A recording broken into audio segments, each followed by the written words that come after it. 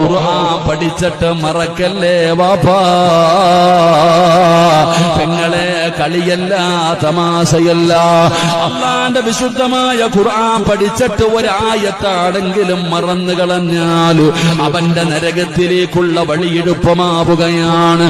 അവൻ നരകത്തിലേക്ക് പെട്ടെന്ന് വീണു പോകുമെന്ന് നബിതങ്ങൾ പഠിപ്പിക്കുമ്പോ ഈ വയത് കേൾക്കാൻ വന്നിരിക്കുന്ന ചില ഉപ്പമാര് ചിന്തിക്കുന്നുണ്ട്, സിറാജേ ഞാൻ ഖുർആൻ പഠിച്ചിട്ടില്ല, എനിക്ക് ഖുർആൻ ഓതാൻ അറിയുകയില്ല, അതുകൊണ്ട് രക്ഷപ്പെട്ടു എന്ന് നമ്മളിൽ പലരും കരുതുന്നുണ്ട്.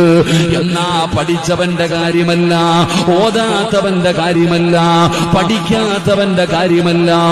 ജീവിതത്തിൽ ഒരിക്കലെങ്കിലും അല്ലാഹുവിന്റെ പരിശുദ്ധമായ ഖുർആനിലെ ഒരായത്തെങ്കിലും നിന്റെ ജീവിതത്തിൽ കേട്ടിട്ടുണ്ടല്ലോ? അല്ലാഹുവിന്റെ ഖുർആനിലെ ഒരായത്തെങ്കിലും ജീവിതത്തിൽ കേൾക്കാത്ത ഒരു മനുഷ്യനുമില്ലല്ലോ.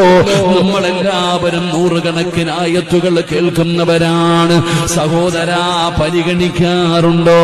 ഇത് സംഗീതമല്ലല്ലോ, ഏതെങ്കിലും ഒരു പാട്ടല്ലല്ലോ.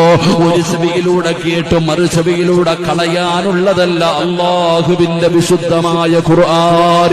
അത് പടച്ചവന്റെ കലാമാ, അത് പടച്ച റബ്ബിന്റെ കലാമാ. ആ ഖുർആനിന് നിന്നെ സ്വർഗത്തിൽ കൊണ്ടുപോകാനും നിനക്ക് നരകം വാങ്ങിത്തരാനും അധികാരമുണ്ടെന്ന് നബിതങ്ങൾ പഠിപ്പിച്ചല്ലോ. അതുകൊണ്ട് വഅദ് കേൾക്കാൻ വന്നവരെ ഖുർആൻ കേട്ട് കളയല്ലേ, ഖുർആൻ കേട്ട് കളയല്ലേ.